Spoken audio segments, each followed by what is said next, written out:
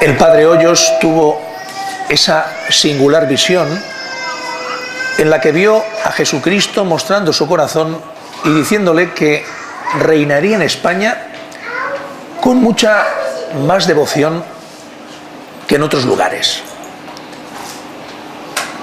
Pensad que la devoción al Sagrado Corazón es antigua y a la vez moderna y nueva. Recordad cómo Santa Margarita María Alacoque contempló a Jesucristo, que le mostraba su corazón y le decía: mira este corazón que tanto ha amado a los hombres y no ha recibido de ellos más que desprecios, sobre todo de aquellos que más le tendrían que amar. Devoción, la palabra devoción viene del latín devovere, que significa dedicarse, consagrarse a una persona amada. La devoción a Dios es la más alta expresión del amor humano. Dice el Eclesiastés: amarás al Señor tu Dios con todo el corazón, con toda el alma, con todo tu ser, y al prójimo como a ti mismo. Pero esa marca de amor a Dios marca la devoción. Amar a Dios sobre todas las cosas es amarle sin reservarse nada, sin cesar. Amarla hasta el punto de consagrarse a su servicio, a su conocimiento, con prontitud y facilidad. La devoción constituye la perfección. Solo amando a Dios sobre todas las cosas, con todo el ser y con toda el alma, podemos empezar a amar al prójimo como a nosotros mismos. La devoción a Jesucristo es la consagración de todo nuestro ser, es decir, la entrega de toda nuestra persona y nuestra actividad al Verbo encarnado, al Hijo de Dios hecho hombre. Por esta devoción a Jesucristo nos daremos a la tarea de conocer, honrar y servir al Hijo de Dios, que se manifiesta a nosotros a través de su humanidad. A Jesucristo se le ama si se le conoce, y al Señor lo conocemos escuchando su palabra, profesando la fe, celebrándola en los sacramentos y esforzándonos en cumplir los mandamientos. Una devoción particular, se dice, particular, es decir, esta consagración al Sagrado Corazón de Jesús, es considerar al Señor en uno de sus atributos o perfecciones. Podemos contemplar al Señor en su santa infancia. Podemos contemplar las llagas de Jesucristo, viendo el precio carísimo que ha pagado por nuestra salvación. La devoción puede tener un objeto especial, pero termina siempre en la persona misma de Jesucristo. A partir de aquí comprendemos lo que significa la devoción al Sagrado Corazón de Jesús.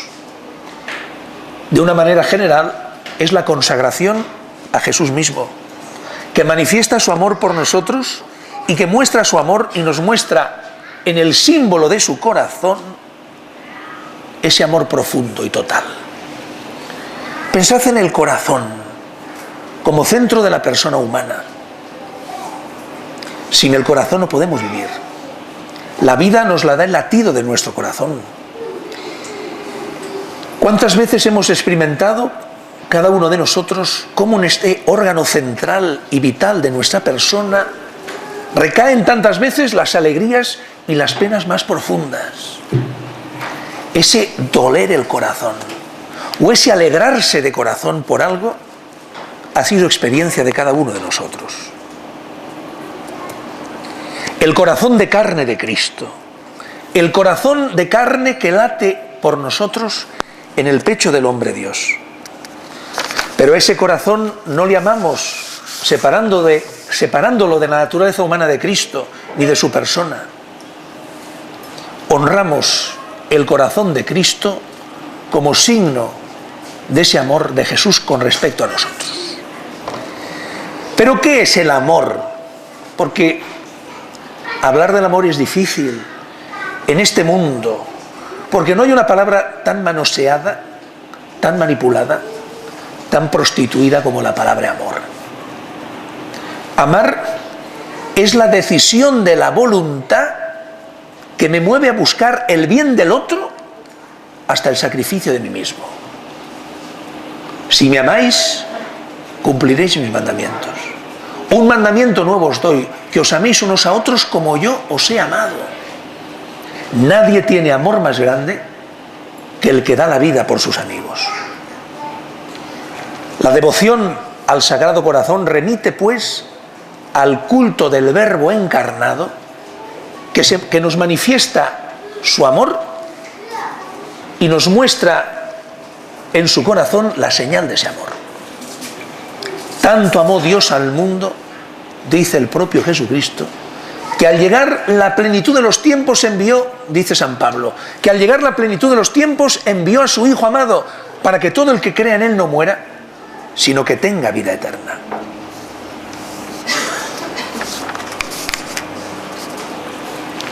Relativamente moderna esta devoción, bajo la forma que reviste actualmente, la devoción al Sagrado Corazón encuentra su raíz en el depósito de la fe, es decir, en el credo de la Iglesia Católica.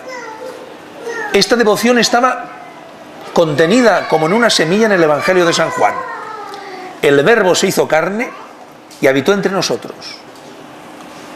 Habiendo amado a los suyos, los amó hasta el extremo.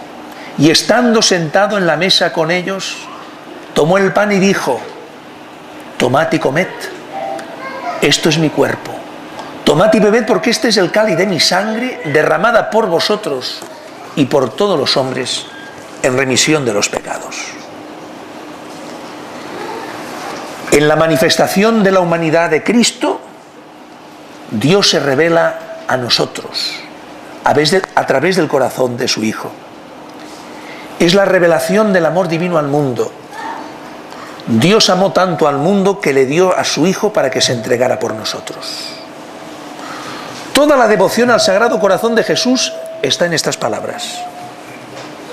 No hay amor más grande que dar la vida por aquellos a los que se ama.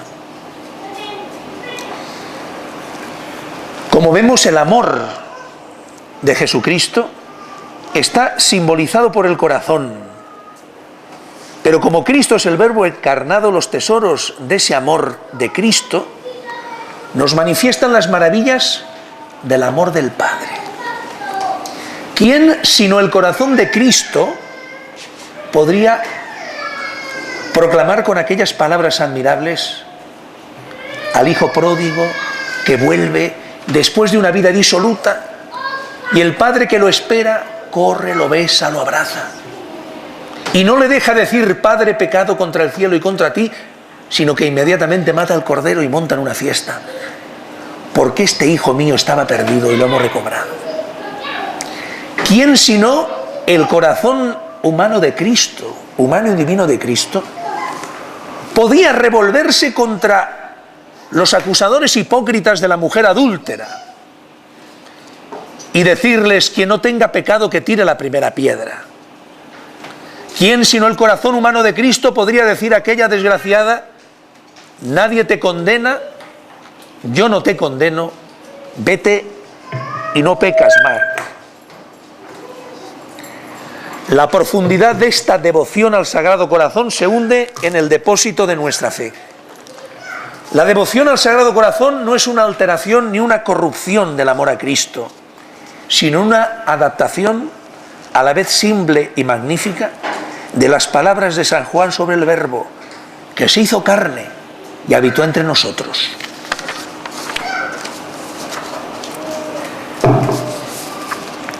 Hablemos pues ahora del reinado social de Cristo. ¿Qué significa? Definamos. ¿Qué significa que Cristo reina? Acordaos de las palabras del Señor. El reino de Dios no está aquí ni allá. El reino de Dios está en cada uno de vosotros. O aquellas otras. El reino de Cristo, el reino de Dios, sufre violencia desde tiempos de Juan Bautista, y solo el que lucha lo conquista. El reino de Cristo, si Cristo Jesús gobierna nuestros corazones, pensamientos Si Cristo Jesús gobierna nuestras obras por el camino del bien y de la verdad, entonces Cristo reina en nosotros y el reino social de Cristo empieza a construirse. Es posible construir el reino social de Cristo si es Jesucristo el soberano del corazón de cada uno de nosotros. Si es el Señor el que nos gobierna y si nosotros nos dejamos gobernar por el camino del bien y de la verdad. Entonces sí, el reinado social de Cristo significa construir la sociedad humana sobre los mandamientos de Dios. Porque la sociedad humana no puede alcanzar sus propios fines naturales si no está ordenada a Jesucristo, nuestro Creador y Salvador. Él, como nuestro Creador, ha construido la sociedad humana sobre el matrimonio y la familia, sobre el amor recíproco entre los esposos y sobre la autoridad. Siempre como Creador, el Señor Todopoderoso nos ha dado reglas de convivencia, fijando a cada cosa sus límites. Los 10 mandamientos. Amarás al Señor sobre todas las cosas. No tomarás el nombre de Dios en vano, santificarás las fiestas, honrarás a tu padre y a tu madre. No matarás, no cometerás actos impuros, no robarás, no dirás falso testimonio ni mentirás, no consentirás pensamientos ni deseos impuros, no codiciarás los bienes ajenos. Como Redentor, el Señor Jesús ha recreado por segunda vez el mundo después del pecado. Y al final recapitulará todas las cosas en sí mismo, es decir, vendrá a juzgar a vivos y muertos y dará a cada uno lo que le corresponde. Jesucristo, después de resucitar de entre los muertos y sentarse a la derecha del Padre, tiene un señorío absoluto sobre la historia y el mundo. El tiempo y la historia están en sus manos. Y de una manera que solo Él conoce, lleva los acontecimientos del mundo y la misma historia hacia su consumación final, hacia donde Él quiere. Decía el Papa Benedicto, un Dios que no tiene poder es una contradicción en sus mismos términos. Y el propio Juan Pablo II escribió que Jesucristo tiene una misión real, es decir, de rey, de soberano. A Jesucristo le están sometidas todas las cosas hasta que Él mismo someta al Padre todo lo creado para que Dios sea todo en todos. Sabéis que la doctrina del reinado social de Cristo fue establecida por el Papa Pío XI en su encíclica Quas Primas de 1925. También otros pontífices como León XIII lo habían anunciado. Por eso decimos que el reinado social de Cristo pertenece a la doctrina tradicional de la Iglesia desde siempre y sigue siendo válida hoy. La Constitución Gaudium Spes del Concilio Vaticano II dice: la criatura sin el Creador desaparece. Dice la Lumen Gentium: los laicos deben ordenar los asuntos temporales según Dios. Y el decreto sobre el apostolado de los laicos afirma: los laicos deben llenar las estructuras, los laicos deben llenar de espíritu cristiano el pensamiento, las costumbres, las leyes y las estructuras de la comunidad en la que viven. A eso se refiere el reinado de Cristo. Y el mismo catecismo de la Iglesia nos dice: la realeza de Cristo sobre toda la creación y en particular sobre todas las sociedades humanas. El mismo Juan Pablo II, en su discurso de apertura de su pontificado, dice aquello: no temáis, abrid, más todavía, abrid de par en par las puertas a Cristo. Abrid a su potestad salvadora los confines de los estados, los sistemas económicos y políticos, los campos de la cultura, de la civilización y del desarrollo. No tengáis miedo, abrid de par en par las puertas a Cristo, porque solo Cristo conoce lo que hay en cada hombre. Benedicto XVI afirmó muchos años después: si se apaga la luz que proviene de Dios, la humanidad queda sin orientación y sus efectos destructivos quedan cada día más manifiestos. No hay que olvidar que el reinado social de Cristo se basa en la doctrina social de la Iglesia, porque el reinado social de Cristo nace de la doctrina social católica en su forma moderna. Benedicto dijo que la necesidad de la nueva evangelización se remonta al siglo XVIII, cuando los estados querían ya entonces eliminar a Dios del espacio público, es decir, apartar a Dios de toda referencia moral en la vida pública. León XIII escribió: un problema cuya solución aceptable sería verdaderamente nula si no se buscara bajo los auspicios de la religión y de la Iglesia. Juan Pablo II nos dice: hay que repetir que no existe una verdadera solución para la cuestión social fuera del Evangelio.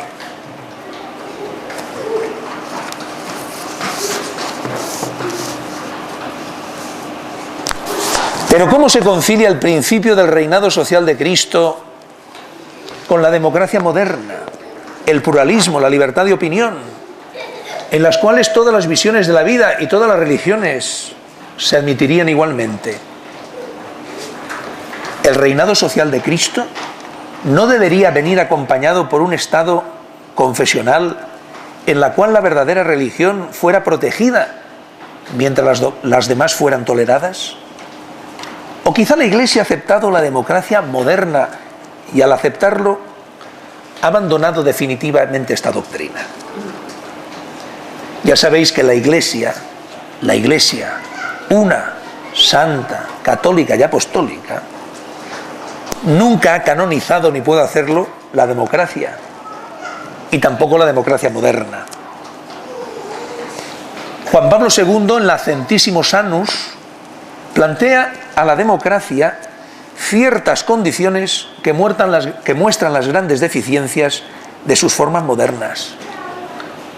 La doctrina de la Iglesia, nuestra fe, rechaza sobre todo la relación entre la democracia y el relativismo, e incluso vincula la democracia con la necesidad de la verdad, para que los sistemas democráticos no se anulen, sino que hagan más evidente el deber moral de los hombres y de la sociedad para con la verdadera religión y la única Iglesia de Cristo. Por tanto, la libertad religiosa no es el bien supremo. Si la libertad religiosa fuera el bien supremo, podrían venir los antiguos aztecas y hacernos un sacrificio humano ante nuestros ojos. Pero la libertad religiosa no es el bien supremo. El bien supremo es la verdad, porque solo conociendo la verdad somos libres. En la base de la libertad religiosa está la verdad. La libertad religiosa consiste en que uno no puede obligar a otro a profesar una determinada religión. Esa es la libertad religiosa. Pero la libertad religiosa también es que ninguna otra fe puede violentar la nuestra. Y cuando digo violentar la nuestra, es violentar los principios innegociables ya no de nuestra fe, sino de la misma naturaleza de ser hombre y ser mujer. Durante mucho tiempo, este reinado social de Cristo se expresó positivamente bajo la forma del Estado confesional. Algunos dirían que ya no es válido, pero todos hemos de reconocer que la forma que más se aparece o la forma que más corresponde al reinado social de Cristo es precisamente el Estado confesional. Cuando haya algún otro sistema o alguien me presente algo que sea positivamente mejor, pues estamos dispuestos a aceptarlo.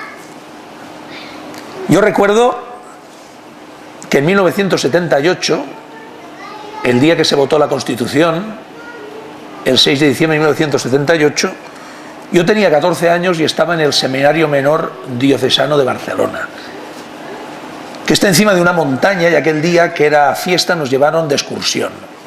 Y al volver, en el pueblo del término municipal, en Tiana, el sacerdote que llevábamos, nuestro superior, ya a las 7 de la tarde, antes de cerrar los colegios electorales, casi de noche, nos hizo que nos esperábamos fuera del colegio electoral mientras él entraba a votar. Había una noche cerrada con una bombillita de 125 iluminando la calle, un poco tétrico. Y cuando salió, estábamos sentados en el suelo y vimos su figura recortada contra la oscuridad y nos dijo, el 6 de diciembre de 1978, esta Constitución es la Constitución del divorcio, del aborto y de la eutanasia, cuando muy pocos decían algo. Y tuve ocasión de recordárselo a este sacerdote 30 años después y me dijo, pues todavía me quedé corto porque no se me ocurrió lo de los homosexuales.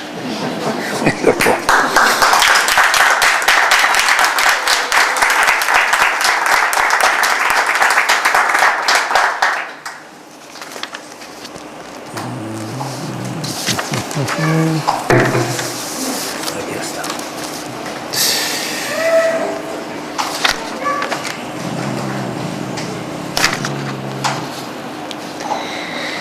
El principio del reinado social de Cristo es imprescindible para comprender la finalidad de la doctrina social de la Iglesia y del compromiso cristiano en el mundo. Es decir, que el objetivo de la doctrina social y el compromiso cristiano en el mundo es el bien común. Esa expresión que hoy se entiende de maneras diferentes, tantas veces erradas. No se trata de el mal menor ni del bien posible, no, se trata del bien común. Frecuentemente se entiende el bien común como el bienestar material, el buen funcionamiento de las instituciones. Otras veces el bien común es el interés colectivo, cuando todos estén bien, cuando todos tengan un coche guay, cuando tengan una salud garantizada y así sucesivamente, eso sería el bien común. Sucede a menudo que también los fieles católicos reducen el bien común a un nivel solo horizontal. Yo pienso que el Papa Benedicto XVI, con sus principios innegociables, hizo un resumen de lo que sería el bien común. Acordaos. La defensa de la familia como unión permanente entre el hombre y la mujer. La defensa de la vida desde el primer instante de la concepción hasta su fin natural. Y luego al final también nos habla del bien común. ¿Cuál es el bien común? El bien común es un principio para el ordenamiento material de la sociedad, pero aún más para su ordenamiento social y religioso. Yo recuerdo que un profesor de filosofía,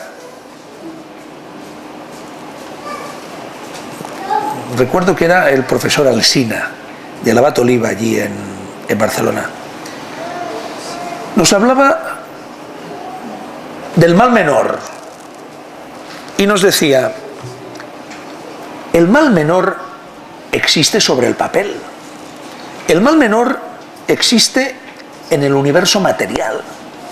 Es decir, uno tiene una gangrena y sabe que el mal menor es amputarle la pierna por debajo de la rodilla, porque si no, morirá de septicemia. Entonces el mal menor es cortarte el pie para salvar la vida.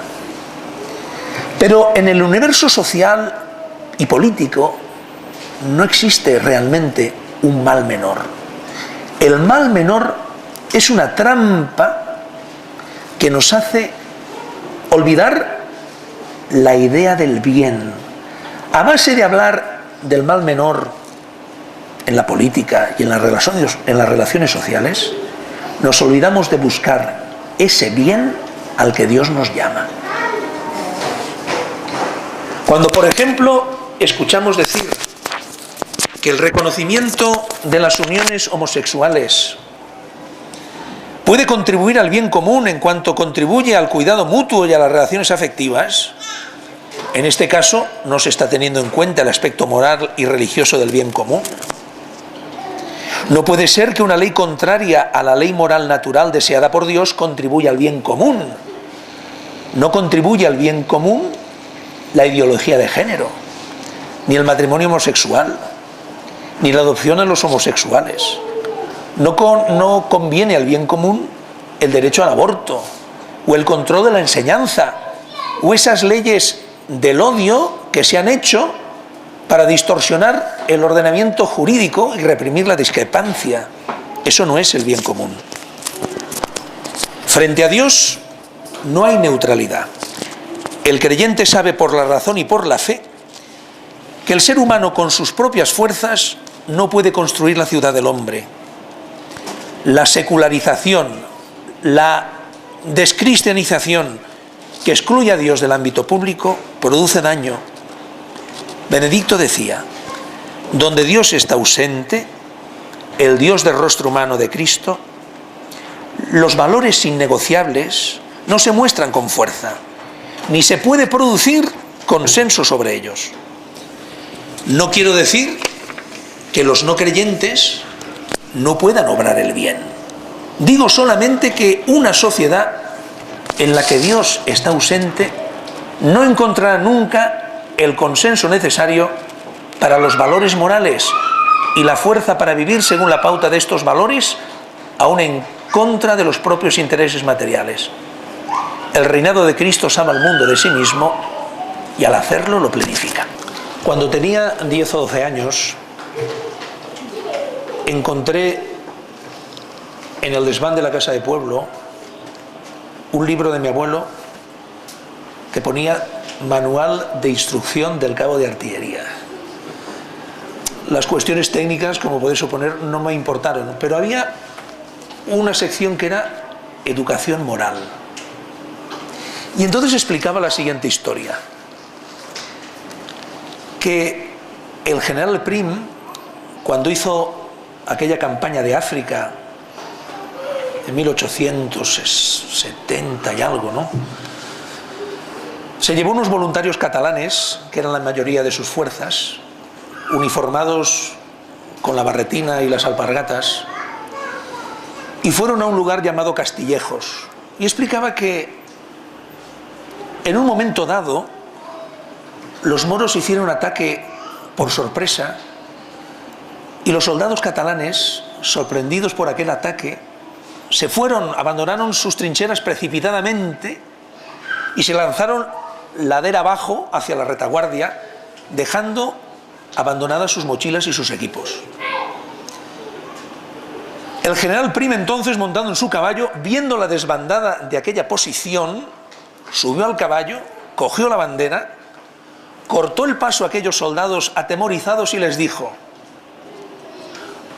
soldados, podéis abandonar esas mochilas porque son vuestras, pero no podéis abandonar esta bandera porque es la de la patria. Voy a meterme con ella entre las filas de los moros. ¿Vais a dejar morir solo a vuestro general? ¿Vais a dejar que la bandera de España caiga en poder de los moros? Honra no tiene quien morir no quiere. ¡Viva la reina!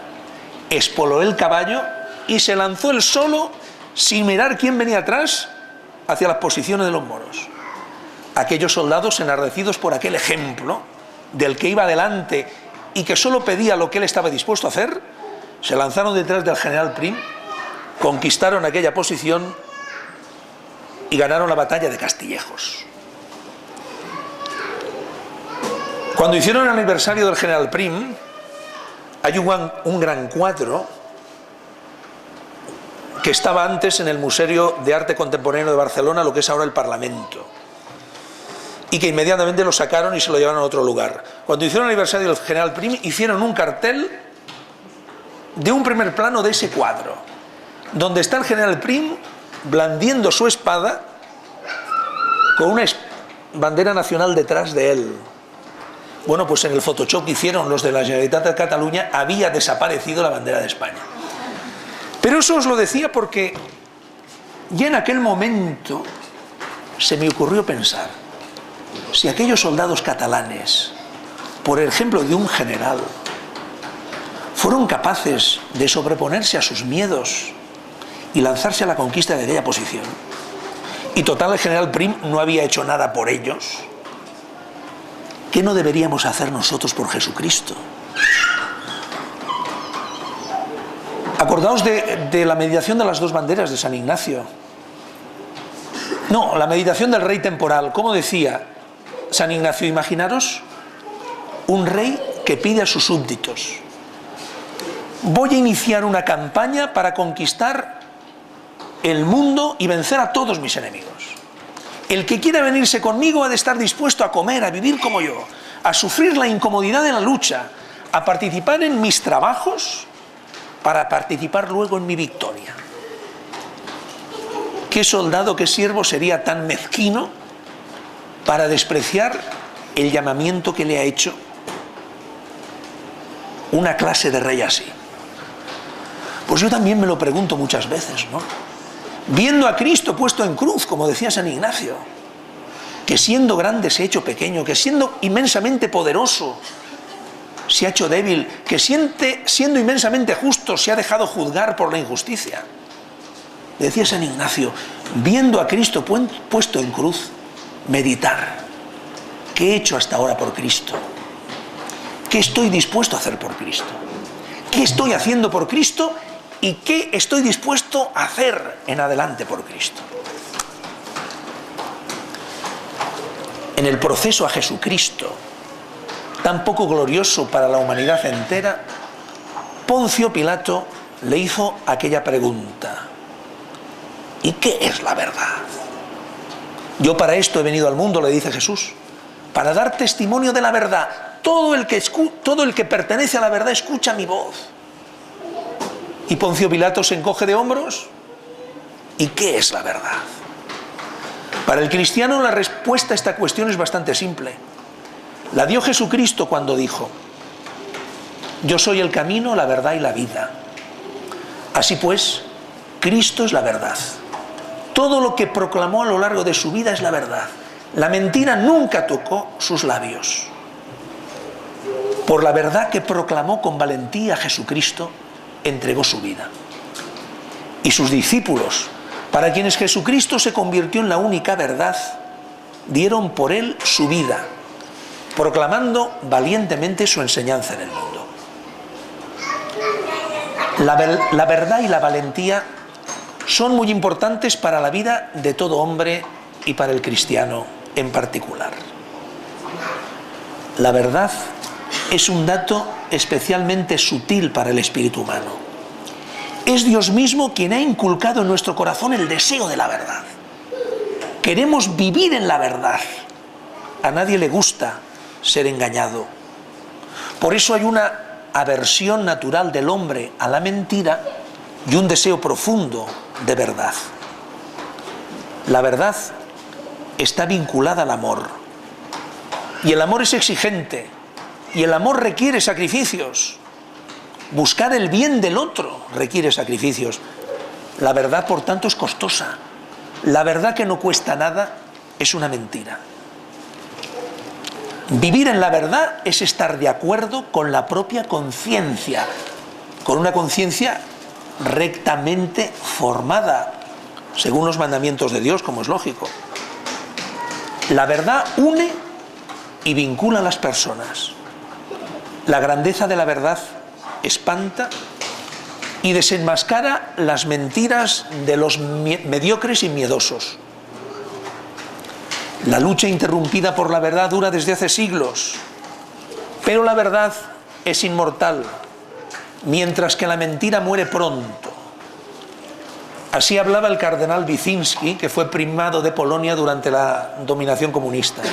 Decía el cardenal Wyszynski: basta con poca gente para proclamar la verdad. Cristo escogió un pequeño número de personas para proclamar la verdad. Solo las palabras han de ser mentirosas, solo las palabras mentirosas han de ser abundantes y numerosas, como la mercancía que se vende a granel y se despacha como producto de una estantería. Se ha de renovar constantemente ha de tener muchos sirvientes, con un programa que aprenderán para hoy, para mañana y para un mes.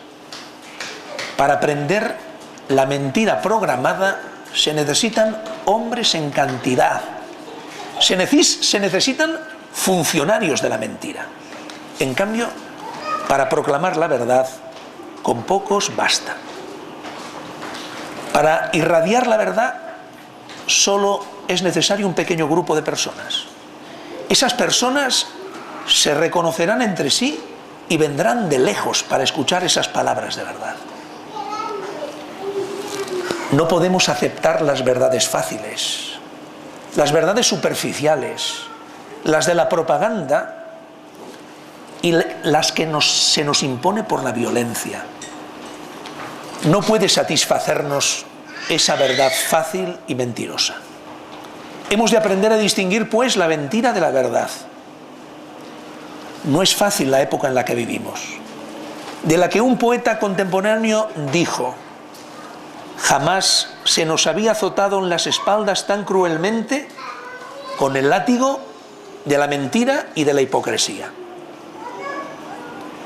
No es fácil hoy en día, después de que durante los últimos años las semillas de la mentira y del ateísmo han sido sembradas desde las instancias oficiales. La visión del mundo es un resultado caricaturesco entre el capitalismo y la francmasonería del siglo XIX.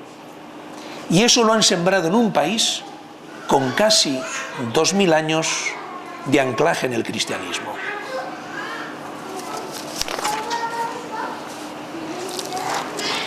La condición esencial de la liberación del hombre que le permitirá vivir en la verdad es la virtud de la valentía. La lucha por la verdad es el signo de la valentía cristiana. La virtud de la valentía es una victoria sobre la debilidad del hombre, una victoria sobre el miedo y el temor. El único temor que conviene tener es el de traicionar a Cristo por un plato de lentejas. Decía el cardenal Wyszynski también en el diario de la cárcel, porque él estuvo arrestado por los comunistas durante cerca de 3 años. Y allí en la cárcel escribió: el peor enemigo de un apóstol es el miedo. El miedo atenaza el corazón, agarrota la garganta. El miedo es el instrumento del que se sirven los enemigos de Cristo para que la gente viva en la mentira.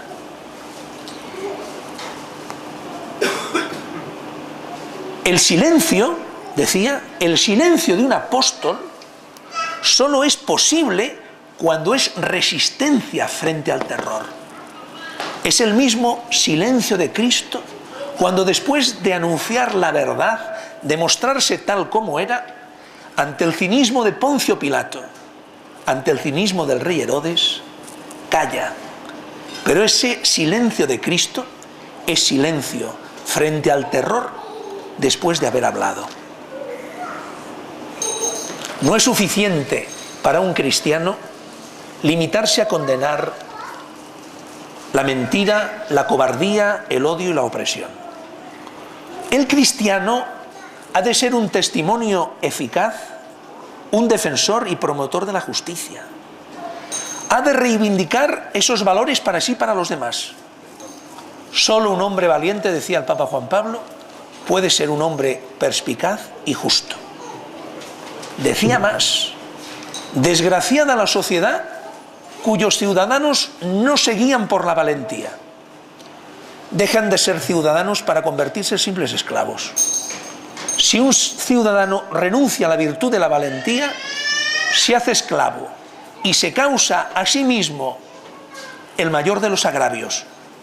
A sí mismo, a su persona, a su familia, a su grupo profesional, a la nación, a la Iglesia, aunque el miedo y el temor le hagan obtener fácilmente ventajas secundarias. Desgraciados los gobernantes que quieren comprar al ciudadano al precio del miedo y del temor servil. ¿No es eso lo que estamos viviendo ahora? Si el poder gobierna a ciudadanos atemorizados, que saben que se castiga con severidad cualquier discrepancia, si el poder actúa así, derrumba su autoridad, empobrece la vida social y política y arruina también los valores de la vida profesional. La solicitud por la valentía debería ser interés tanto del poder como de los ciudadanos. Somos culpables en gran medida. Somos culpables en gran medida de nuestra esclavitud cuando aceptamos el mal por miedo o cobardía. Y si por miedo y cobardía acabamos finalmente apoyando su acción, entonces perdemos el derecho de denunciar el mal, porque somos nosotros quienes hemos contribuido a fomentarlo y a legalizarlo. Seamos conscientes de que una nación languidece cuando su gente carece de valentía, cuando su gente se miente a sí misma diciendo que está bien lo que está mal, que todo va bien cuando todo va mal, cuando se contenta con verdades a medias. Seamos conscientes de que exigiendo la verdad hemos de vivir según la verdad nosotros mismos, según la verdad de nuestras cualidades y defectos y hasta de nuestros pecados. Si exigimos la justicia, seamos justos para nuestros prójimos. Si exigimos la valentía, seamos justos y valientes todos los días. Gloria al Padre, al Hijo y al Espíritu Santo.